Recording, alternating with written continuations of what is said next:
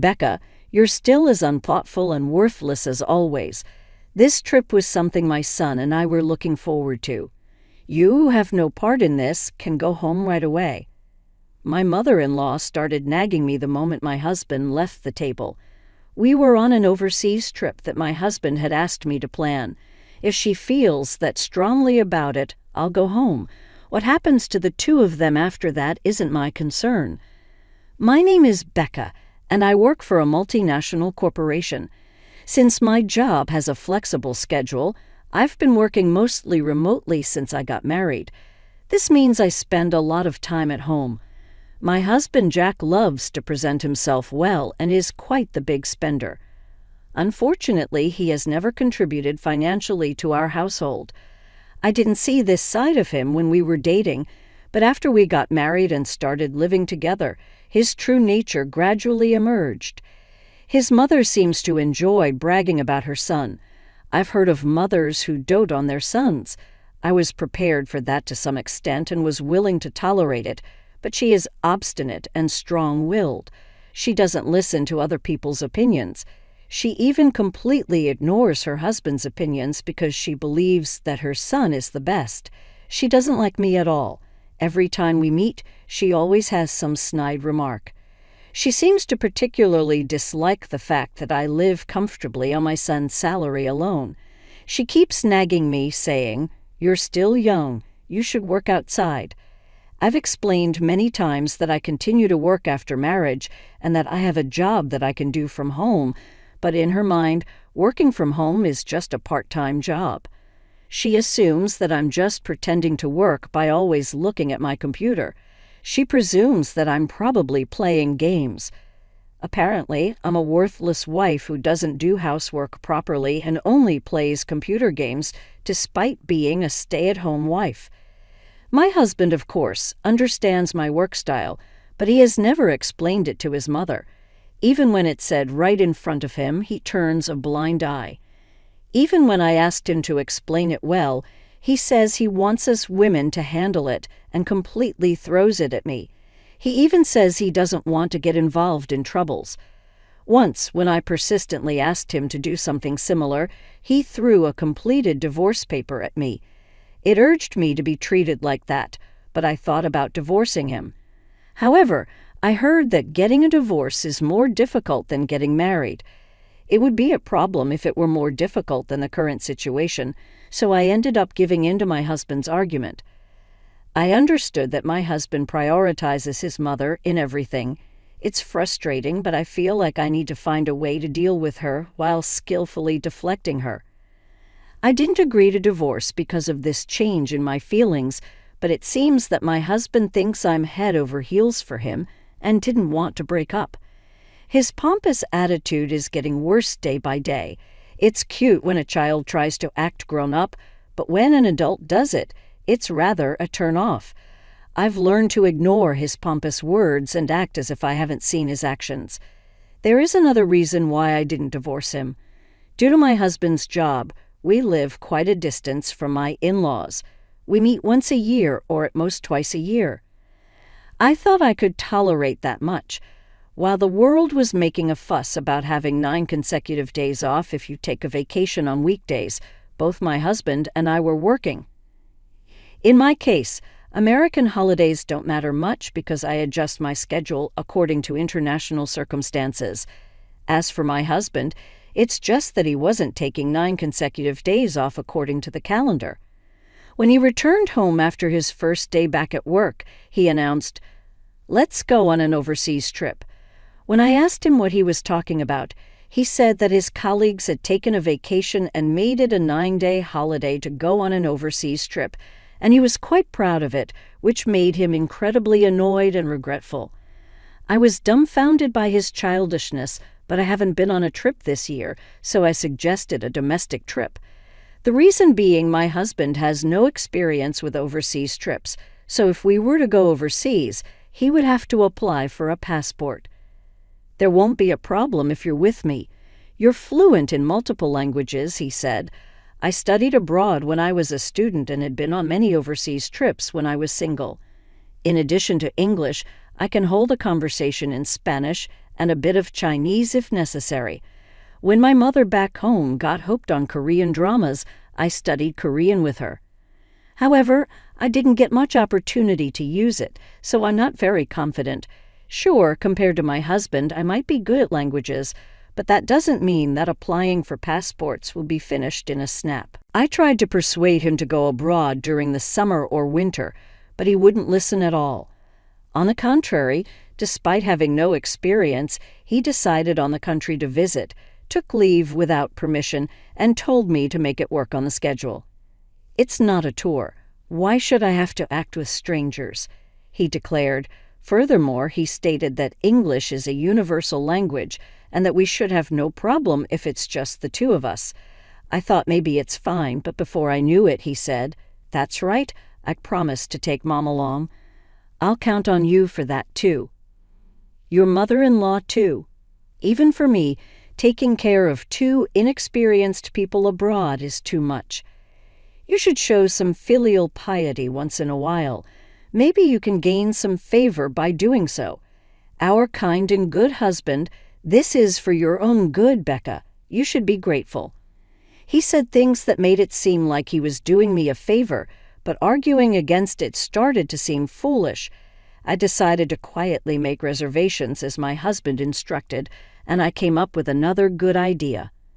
Starting from applying for my mother-in-law and husband's passports, booking flights and hotel reservations, it was a lot of trouble, but in order to implement my idea, I patiently fulfilled all my husband's wishes and created a perfect schedule. On the day of the overseas trip, my mother-in-law, who knows nothing of my troubles, cheerfully and childishly exclaimed, just as I expected from my son, "It's a long journey overseas. The seats are business class, aren't they?" Knowing my husband, he probably said something like, "I'll take you there." He probably bragged about himself, saying things like, "I made the reservations and I planned the schedule." The truth is, I did everything and my husband did nothing. They did nothing and left all the procedures to me. What's more, the two of them, who have hardly any experience with airports, moved around on their own while I was doing the procedures, walked around aimlessly even when it was boarding time, and I had a hard time finding them. The airport staff even asked, "Would you like us to make a call announcement?" "It's Becca's fault for not telling us the boarding gate," they said. It was such a fuss, but they showed no remorse, saying, "And this wife was planning to have fun by herself, leaving us behind." During the flight, they behaved relatively quietly, but it was honestly annoying and embarrassing every time they called a flight attendant. Several hours later, we arrived in the destination country. After finishing immigration procedures and such, just when I thought I could finally head straight to the hotel and take a break, my husband turned pale and said, "I'm going to the bathroom," entrusted his luggage to me, and ran away. I don't understand why only my husband got sick when we ate the same thing. He had been grinning and calling his favorite flight attendant. I guess this is his divine punishment. Serves him right. "Becca, you really are an inconsiderate daughter-in-law. How long are you planning to stay here?" This trip my son planned it for me. It's a mother-son trip without the need for a daughter-in-law. You're a money grabber who doesn't even work. How brazen of you to think you can enjoy this trip for free. Go home now. Are you sure? Whether it's good or bad, I can't have fun when you're here. I see that's not good. All right then, I'll go home now. I handed my husband's luggage back to my mother-in-law, only taking my carry-on and turned my back to her. My mother-in-law, who received my husband's luggage, was stunned and had a very vacant expression on her face. It's not possible for her to react like that when she told me to go home. I was doing my best to hold back my laughter. My husband seemed to have been going in and out of the bathroom several times, so we didn't cross paths. Luckily, I was able to get a ticket back to America, so I became a passenger on the plane headed there. Originally, I had planned to find a chance to return home alone. If we had a good relationship, I wouldn't mind being taken around as a tour guide, but not with that mother. And son, it's only stressful for me and I will gain nothing. I can't stop grinning just thinking about what the two of them, who can't speak anything but English, will do when they are left behind. If they think a little, they should be able to manage with the translation function of their smartphone app. But I can't imagine my husband, who likes to show off and inflate his own importance, doing something like that. When I safely returned back after making a few detours, I headed straight to the luxury hotel where my parents were waiting.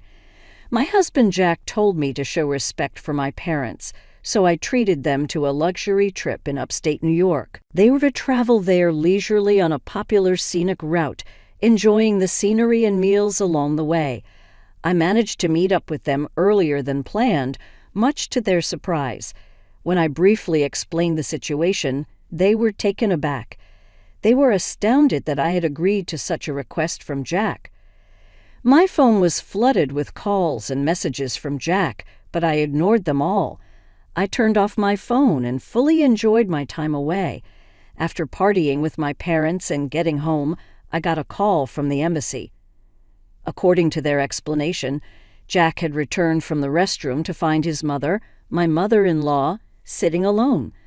Despite being surprised that I was not there, he was livid. He tried to contact me but couldn't get through, so he decided to make his way to the hotel by himself. However, not knowing where to go, he was visibly flustered when a kind person spoke to him in broken English.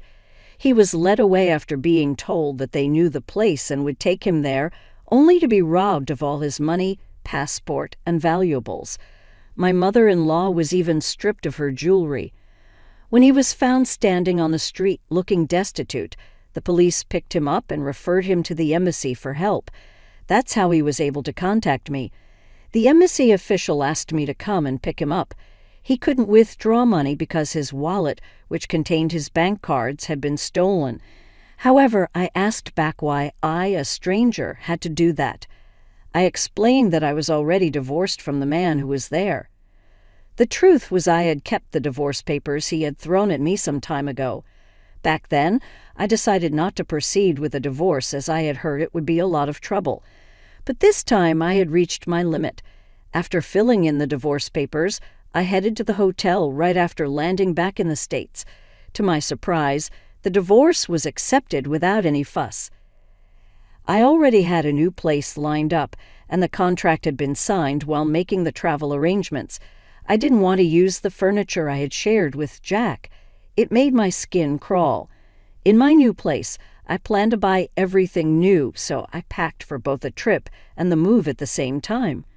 All I need to bring to the new place is my work tools and my favorite clothes. I could easily have everything else sent by courier at a specified date and time. The embassy staff did not ask anything more from me, and the conversation ended. Later, it seems my former mother-in-law had pleaded with my former father-in-law, and with his help, my ex-husband Jack and ex-mother-in-law were able to return to the States. However, Jack, who had blown his top, contacted me. "You left me and divorced me without my knowledge." "Abandoned? No, I just obeyed your mother's instructions to leave. If you have any complaints, talk to your mom. And please consider the business class flight I arranged for you on your return as my farewell gift." I also reminded him that he was the one who had first brought up the divorce papers. I only filed the divorce papers he had prepared, fulfilling his wish for a divorce. Do you think such sophistry will work? How much more do you want to embarrass me? Embarrassed? How so? If you want to feel embarrassed, I have a better story. Want to hear it? What is it? Well, did you know you're a regular at an adult entertainment club? You're pretty invested in a favorite girl there, aren't you? Rather than contributing money to the household, you're heavily splurging on her. But you ended up in debt when her demands escalated, right? I had an investigation agency look into a debt collection letter addressed to Jack that had been delivered to our house. Although Jack was a good spender, his obsessive behavior seemed to be a turnoff. His favorite girl's true feelings were that she thought he would eventually stop coming if she kept asking for more money and expensive gifts. I wonder what Jack felt when he heard that. That's quite an embarrassing story, isn't it? If you make any more fuss or contact me again, I'll spill the beans to your company. Got it. Being disliked by the girl he was infatuated with would be an unbearable humiliation for Jack, considering his personality. If this became known, it would be a great embarrassment. Jack, who until now had been aggressive, just said, "Got it," in a feeble voice and ended the call. A few days later, my ex-father-in-law contacted me. He told me he had also divorced his wife, my ex-mother-in-law. I thought it was unnecessary as we were no longer related, but it seems he contacted me to expose my ex-mother-in-law's true nature, as we both have been treated poorly by her.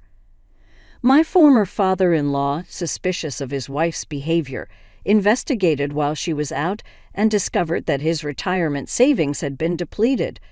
The money was apparently spent on beauty treatments and cosmetic procedures. As I'm not familiar with such things, I was totally unaware. When asked for a woman's perspective, I was stumped because I hadn't noticed it either. I guess seeing someone only once a year makes changes more noticeable, but I truly hadn't picked up on anything. I even asked my former father-in-law, "Are you sure it's for beauty treatments? She seems to have sunk quite a bit into it, but there's no visible change." Perhaps there were slight changes that only my former mother-in-law could notice. It felt like throwing money down the drain. Naturally, my former mother-in-law, who was kicked out penniless, turned to her son Jack. However, Jack, the backbone of the family, is up to his eyeballs in debt. After his divorce from me, he even lost his apartment for failing to pay the rent. Now he and his mother seem to be living in a drafty, run-down apartment, yet his mother has no intention of working and won't quit her beauty treatments. On top of repaying his debts, the burden of his mother's beauty expenses is weighing heavily on Jack, who I hear is working around the clock. It looks like the desire to appear larger than life doesn't fade, even when living standards drop. If they're happy with it, I'll keep quiet. But I've heard rumors that the beauty treatments aren't as good and she's aged a lot. As for me, I cherish the present moment when I can relax and improve my work without anyone dictating to me. It made me think again about living within my means.